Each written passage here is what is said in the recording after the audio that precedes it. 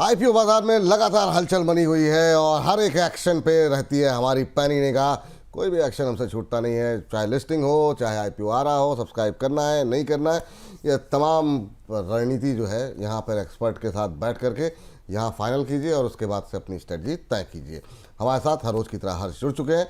हर्ष, listing है, IPO है, बहुत कुछ है, कहाँ से शुरू करेंगे आप? बिल्कुल सर, हम लोग बेसिकली 4 आईपीओ को कवर करेंगे, 2 इसमें लिस्टिंग्स हैं और 2 जो है यहाँ पर जो आईपीओ खुलते हुए दिख रहे हैं उस पर हम लोग चर्चा करेंगे। लेकिन धुआंधार जीएमपी जो है एक आईपीओ का खास तौर पर काफ़ी आकर्षण का केंद्र बना हुआ है। लेकिन पहले आज जो बम्पर लिस्टिंग हुई है आदित्य इन्फोटेक की बात कर लेते हैं। यहाँ पर सीपी प्लस के नाम से जानी जाती है कंपनी। आप देखिए इशू प्राइस जो था 675 के आसपास था, लेकिन लिस्ट देखिए 50% पे बीएससी पे हुई है 1018 के आसपास रुपए के आसपास। वहीं एनएससी की बात करें यहाँ पर तो 1015 के आसपास, यानी कि 50% के आसपास के लिस्टिंग गेंस निवेशकों को मिलते हुए दिखे हैं। यहाँ पर आदित्य इन्फोटेक की बात करते हैं। दूसरा जो आईपीओ है जिसकी आज लिस्टिंग हुई है वो है लक्ष्मी की। अगर लक्ष्मी आईपीओ की, लक्ष्मी इंडिया फाइनेंस की बात करें तो यहाँ पर जो है निवेशकों को निराशा हाथ लगी है। आप देखिए लिस्टिंग प्राइस 158 रुपीज़ के आसपास था, लेकिन ये उसके नीचे यहाँ पर बीएससी पर 136 रुपये पर लिस्ट होता हुआ दिखा है, यानी कि 14% नीचे। और वहीं एनएससी पर 137 रुपये के भाव पर लिस्ट होता दिखा है, यानी कि 12.5% या फिर 13% का नुकसान जो है निवेशकों ने यहाँ पर झेला है। तो ये 2 आईपीओ हैं जिनकी लिस्टिंग हुई है आज। 2 की लिस्टिंग हुई है, एक की बड़ी शानदार, एक की सुस्त। मैम, कहाँ से शुरू करेंगे आप? पहले बताइए कि क्या करना चाहिए। लक्ष्मी इंडिया चलिए स्क्रीन पर है तो पहले उसी भी बात कर लेते हैं। लॉस से शुरू करें या फिर जो अच्छी लिस्टिंग हो उसके बारे में? चलिए हाँ, ले आइए, चलिए ठीक है। आदित्य इन्फोटेक पे मैम काफ़ी शानदार जो है आज सुबह से ही गूगल पे जो है ये ट्रेंड कर रहा है, सुबह से सवाल आ रहे हैं, तो बस आपका इंतज़ार था। आपका आगमन हो गया है। बताइए, अब जिन लोगों ने आईपीओ में अलॉटमेंट हुआ है, प्रॉफिट बन रहा है, प्रॉफिट बुक कर लें या अभी वेट करना चाहिए? देखिए, आदित्य इन्फोटेक की बात करें तो सबसे पहले विपुल जी, हमने इसको रैंकिंग पहले दी थी जब हम 2-3 कुछ लिमिटेड आईपीओ डिस्कस कर रहे थे, बिल्कुल। जहां तक मुझे ध्यान आता है। तो आदित्य इन्फोटेक उस टाइम पे बहुत पसंद आ रहा था और आज लिस्टिंग भी वैसी हुई है। बहुत बढ़िया लिस्टिंग हुई है। मेरा जो आइडिया था लिस्टिंग का उससे भी ऊपर हो गया है, क्योंकि मैं इसमें 1035 तक का एक अपसाइड पोटेंशियल देख रही थी। अगर मैं इश्यू प्राइस जो कि 675 है उससे अगर कंसिडर करूं तो ये उससे भी ऊपर निकल गया है। इसमें जो इसका की था वो एक तो फाइनेंशियल परफॉर्मेंस तो अच्छी थी, दूसरी तरफ ये जो वीडियो सर्विलेंस इंडस्ट्री जो कि जिसमें ये काम करते हैं, इसमें मैंने बोला भी था कि ट्रैक्शन बहुत ज्यादा है। तो और इसमें लिस्टेड पेयर्स बहुत कम है इंडिया में इनके, और जो एक पेयर है जो कि लिस्टेड स्पेस में नहीं है, लेकिन वो एक पेयर है, वो अभी तक लिस्ट नहीं हुई है कंपनी। तो आदित्य इन्फोटेक दूसरे नंबर का मार्केट शेयर यहाँ पे रखती थी। अब मेरा ये यहाँ पे एक ही राय है कि इस लेवल पे पार्शियली प्रॉफिट जरूर बुक करें, क्योंकि काफी ज्यादा ये अच्छी लिस्टिंग हो गई है। मेरी उम्मीद से भी काफी ऊपर की लिस्टिंग है। जैसा मैंने बोला कि यहाँ पे मैं 1035 तक के भाव उम्मीद कर रही थी, तो अब पार्शियली जरूर इसमें प्रॉफिट बुक करें। और नई एंट्री करनी है अभी नहीं करें। नई एंट्री के लिए कौन सा लेवल ठीक लगता है? मुझे ऐसा लगता है कि इसमें जो नई एंट्री है वो अगर 950 के आसपास मिलता है तब हम नई एंट्री का इसमें एक विचार बनाएंगे। मैं बहुत नीचे का लेवल देख रही हूँ, बहुत दे रही हूँ, लेकिन मेरे हिसाब से 950 से 1000 की जोन में, एग्जैक्ट तो कोई भी नहीं बता सकता क्योंकि ये आईपीओज रहते हैं, इसमें कैलकुलेशंस अलग ही होती हैं, लेकिन 950 से 1000 की रेंज में नई एंट्री के मौके ढूंढे। अभी नई एंट्री के लिए रुक जाइए और पार्शियली प्रॉफिट जरूर बुक करें। चलिए, नई एंट्री के लिए रुक जाइए, पार्शली प्रॉफिट बुक करिए, ये सलाह यहाँ पर जो है आदित्य इन्फोटेक को लेकर के। मैम, जरा आप लक्ष्मी पे भी आ जाते हैं, अगली लिस्टिंग पर जरा स्क्रीन पर दिखा दीजिए। आज सुस्त लिस्टिंग रही। जिन लोगों ने पैसे लगाए अभी तो फिलहाल के लिए लॉस में हैं, कुछ लोग होल्ड कर लेते हैं। क्या ये लॉस बुक करना चाहिए या इसको कैरी फॉरवर्ड देखिए, लक्ष्मी पे हमारी राय विपुल जी साफ थी, वेट एंड वॉच, इसमें लगाने की राय नहीं थी और यही बोला था कि इसमें रुक जाइए, मत लगाइए, देखते हैं किस तरह से ये कंपनी आगे अपने नतीजे देती है और फिर कुछ इसमें हम डिसीजन लेंगे। और बिल्कुल उम्मीद के मुताबिक ही यहाँ पे लिस्टिंग हुई है। देखिए, इसमें मुझे ऐसा लगता है कि क्योंकि एमएसएमई पोर्शन इनका शायद 75 से 77% ऑफ टोटल एयूएम था, वैसे कंपनी के फाइनेंशियल्स यहाँ पे, जैसे मैं आरओएनडब्ल्यू या आरओई की बात करूं, बेसिकली आरओई की बात करूं या फिर आरओए, रिटर्न ऑन असेट्स और रिटर्न ऑन इक्विटी, जिसे हम रिटर्न ऑन नेटवर्थ भी बोलते हैं, वो दोनों तो आउटपेस कर रहे थे। इनकी जीएनपीएस भी मैनेजेबल थे, काफी कंटेंट थे, लेकिन एक तो प्राइसिंग मुझे ठीक ठाक लगी थी और दूसरी तरफ इनका जो कॉन्सेंट्रेशन मेनली राजस्थान के अंदर था, तो बाहर जब ये पैन इंडिया में और ज्यादा एक्सपेंड करेंगे तो किस तरह से परफॉर्मेंस निकल के आएगा वो भी देखना जरूरी है। तो इसीलिए लक्ष्मी इंडिया फाइनेंस में हमारी सलाह भी नहीं थी लगाने की, और उम्मीद उम्मीद के मुताबिक ही लिस्टिंग हुई है। अब अगर किसी ने लगा भी लिया है तो वो अभी तो होल्ड करें।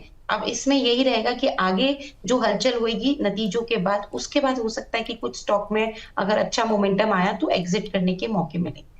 चलिए, कोई मोमेंटम आया तो एग्जिट करने के मौके मिलेंगे, ये बात यहाँ पर निकल करके। अच्छा, बहुत लोग हैं मैम जो इस गिरावट में क्या खरीदारी कर सकते हैं क्या?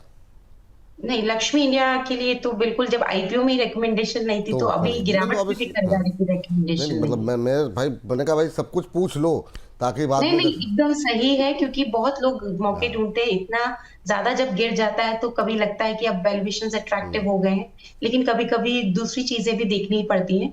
तो वो रुक जाइए, लक्ष्मी इंडिया में अभी नई खरीदारी नहीं कर। रुक जाइए, ये सलाह आपके लिए है। चलिए, अब जो आईपीओज हैं, ये तो लिस्टिंग की बात हो गई, अब जरा आईपीओ पे बात कर लेते हैं। क्या ग्रे मार्केट प्रीमियम और बाकी चीज़ें कह रही हैं हर्ष? जी, हाईवे इंफ्रास्ट्रक्चर की बात कर लेते हैं। और आप देखिए कि आज इसका पहला दिन है, लेकिन यहाँ पर जो सब्सक्रिप्शन लेवल है 10 गुना के आसपास पहुँचता हुआ दिखा है।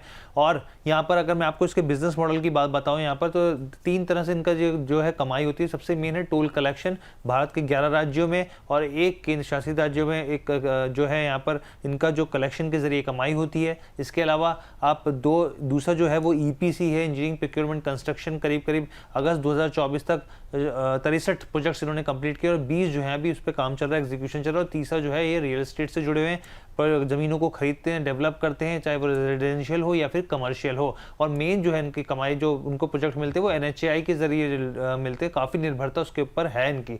प्राइस बैंड जो है वो 70 रुपये के 65 से 70 रुपये, शायद तभी इतना ज़बरदस्त रिस्पांस देखने को मिल रहा है।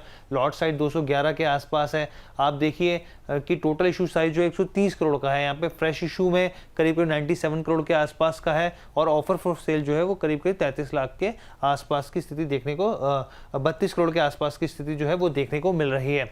अब हम लोग अगर आगे बढ़े यहाँ पर इसके फाइनेंशियल्स की तरफ नज़र डालें, तो अगर आप देखें यहाँ पर तो करीब 2023 में 157 करोड़ से यहाँ पे बढ़ के 2025 तक 232 करोड़ के पास आया है।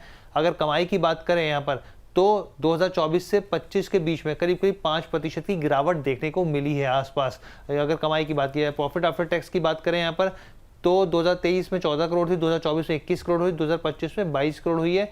यानी कि बहुत स्लाइटली सा जंप प्रॉफिट आफ्टर टैक्स में देखने को मिला है।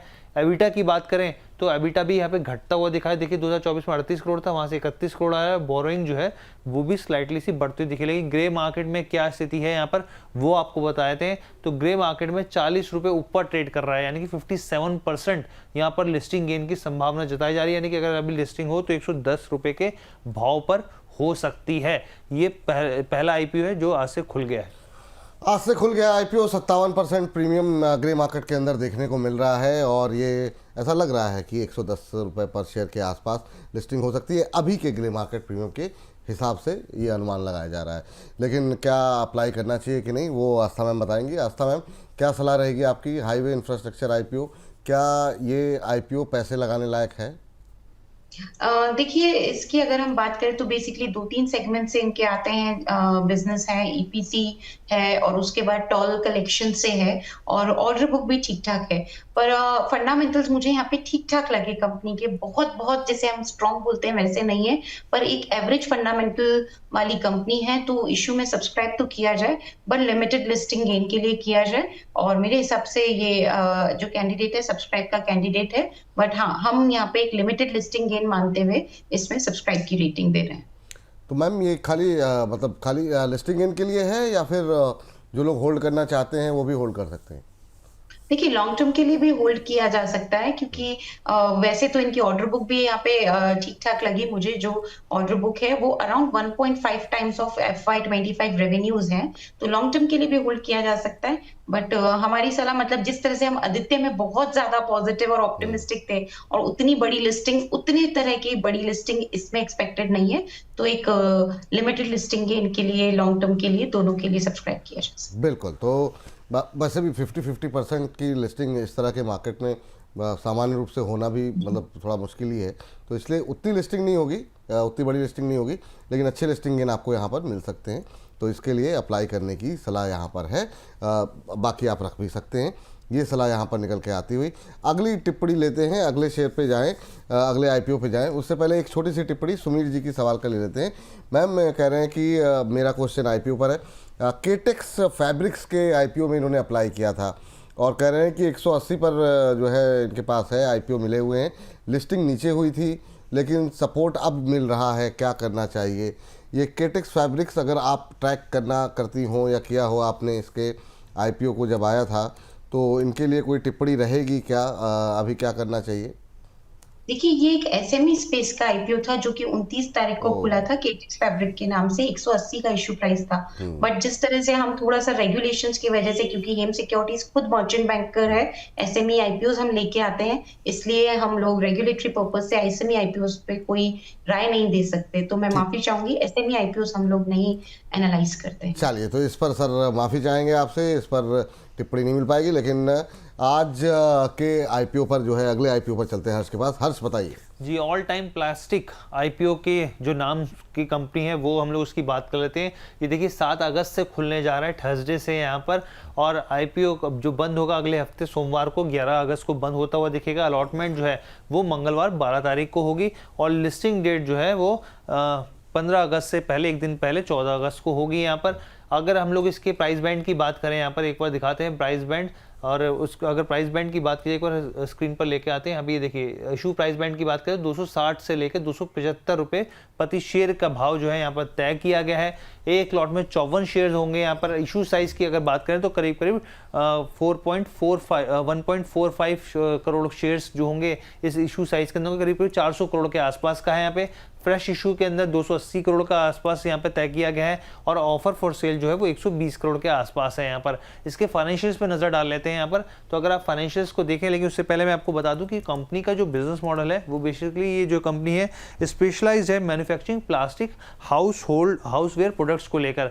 खासतौर पे B2B जो है वो वाइट लेबल क्लाइंट्स से भी जुड़ी हुई है। यहाँ पे वाइट लेबल क्लाइंट्स बेसिकली होते हैं कि कंपनी से माल उठाया और फिर अपनी ब्रांडिंग करके बेचा, तो वो चीज़ होती है यहाँ पर। और इसके साथ ही B2C से भी जुड़े हुए हैं यहाँ पर कंपनी की। अगर हम लोग बात करें बहुत सारे प्रोडक्ट्स की, तो इसमें किचन टूल्स हो गए, फूड स्टोरेज कंटेनर्स हो गए, हैंगर्स और बहुत तमाम चीज़ें। और जो आइक्रा से लेकर यहाँ पर एजडा स्टोर जैसे बड़े बड़े नाम इसमें शामिल हैं क्लाइंट्स के तौर पर। और अगर आप देखें यहाँ पर ऐसे कंसोलिडेटेड नंबर्स 2023 में 400 करोड़ के आसपास था, 2024 में 415 करोड़ और फिर यहाँ पर 562 करोड़ के आसपास हुए। टोटल इनकम की स्थिति अगर हम लोग देखें तो इसमें लगातार बढ़ोतरी देखने को मिल रही है, लेकिन स्लाइटली बेसिस पे 2024 से 25 के बीच में अगर देखें प्रॉफिट आफ्टर टैक्स में आप देखिए 28 करोड़ था 2023 में, 2024 में 45 करोड़ हुआ और 2025 में 2 करोड़ बढ़ के महज 47 करोड़ के आसपास है। एबिटा में भी बढ़ोतरी देखने को मिल रही है और बोरोइंग जो है वो लगातार बढ़ती दिख रही है, लेकिन ग्रे मार्केट को लेकर अभी इसकी जानकारी निकल कर नहीं आई।